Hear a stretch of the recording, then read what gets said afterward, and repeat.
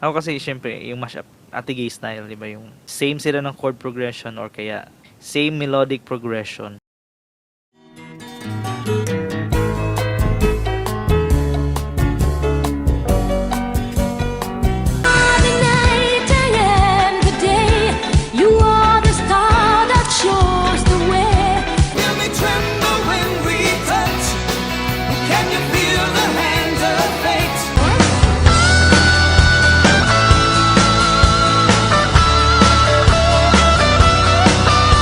Kaya pag nadudugtong siya sa isang kanta like, if I were a boy, sa puso't diwa, aboy na isinilang. Power of boy sa puso't di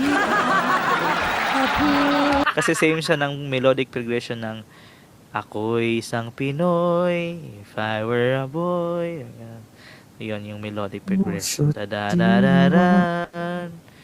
Pero rin, if I were a boy tomorrow, sa da da da da until tomorrow, there'll be sun.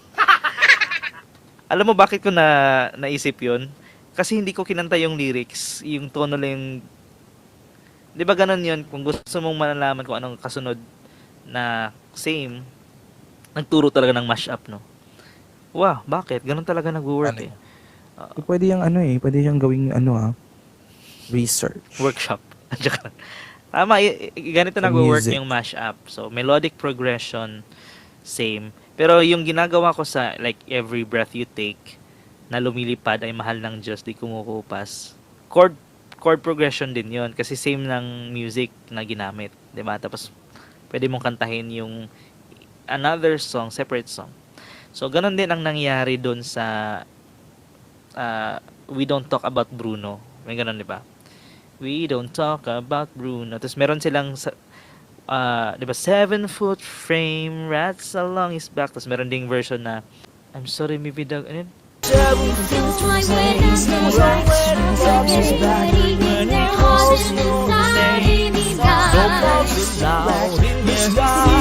May part sila na sabay-sabay silang kumanta dahil same lang naman ng chord progression kahit iba-iba ng ng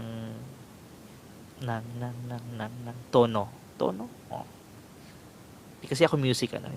I lack terms, no. Pero ganun nagwo-work siya. Melodic progression. So balik tayo, ba't nakakakuha ka ng anong kasunod, anong pwedeng kasunod is wag mong kantahin yung lyrics ng song, kantahin mo yung melody ng song. Kanina sabi ko, if I were a boy, kay Ate Gay version yan na, sa puso't diwa, aboy. Sige, disclaimer na nga lang, si Ate Gay naman talaga yan. Kaya nagustuhan ko kasi artistic, ano siya parang artistic, parang creativity siya ng musical creativity yung pwede nating ginagawa ni Ate Gay. Ayun, nakakatawa. So, sa If I Were a Boy, nung pagkakanta, If I Were a Boy, tapos sabi ko, na na na na, parang katunog siya ng The sun will come out, di ba ganon? Na na na na na. Hindi, kantahin mo yung If I Were a Boy, tapos idugtong mo na lang yung Tomorrow, so you better na na na. Ganon. Or kaya kantahin mo yung The sun will come out, even just for a day. O yung sa puso't diwa, di ba? Ganun yun. So, pagka pare-pareho ng melodic progression, pwede mo na makanta yung iba-ibang songs na dudugtong mo sila. No, kahit tatlo pa yan, no. Yun. Pero nung nagturo ako sa senior high school, biglang may sample paragraph doon about sa isang article about the phenomenon. Seryosong usapan pala ng mashup. Hindi, may naiturong term doon na merong phenomenon daw sa music na kahit hindi naman aware yung mga composer, nagkakatulad yung kanilang melodies. Ang tawag doon. A mashup is taking two songs and beat matching them together to create a new blended mix of both songs. Tapos, nung unang panahon, hindi pa hindi pa mash up yung tinatawag ni Ate Gay Di ba? dyan. Kasi wala namang tawag pa. So, nung nag-upload na ako ng compilation, so naghahanap, ano ba tawag dapat dito? Medley? Pero sabi ko, hindi naman medley. Kasi kung medley, itatapusin mo yung isang song, tapos magsisimula ka ng another set of song. Diba ganun? So, uso din naman yung mashup. Pero yung mashup na tamang yung mashup ba yung parang sa pop dantology, parang YouTube rewind, parang ganun. Mashup naman tawag doon, di ba? So, funny mashup yung tinawag ko pag-upload ko ng compilations ng Ate Gay mashup songs since 2011. Yun, history ng mashup. Ako yung naglagay lang kasi wala akong maisip nung paano kaya kayo ilalagay. Funny mashup songs by Ate Gay. Yan yung nilagay ko sa... Hindi ko lang din alam kung may nakita akong title na ganun. Pero, yun na yung ginawa kong compilation. Part 1 to 11. Since 2011. Ate Gay mashup songs. Yun lang. Trivia. So, doon na kami nagkakilala ni Ate Gay. At nagbibigay-bigay ako ng mga mashup sa kanya. Siya yung kumakanta. In October of 2016, YouTuber John Sedano wowed the world with his amazing vocal covers of popular music. The following is an ode to his illustrious body of work. Somebody once told me the world is Oh, gonna roll me. I ain't the sharpest tool in the shed. Yan, minsan nagre-research din naman ako. Pwede, di ba? She was looking kind of dumb with her finger and her thumb in the shape of an L. Ibang kanta yan, di ba? Da-da-dan, da-da-dan. Ano nga yan? Stop believing. Ah, yeah. Anong una yan? Anong unang lyrics? It's a small town girl. Oh, yeah. Living in a lonely world. So, anong ginawa niya? Music. The following is an Somebody. ode to Ah, his Somebody Sa illustrious Shrek. Will Tell Me. Yeah. Ang title niyan? Somebody. Somebody.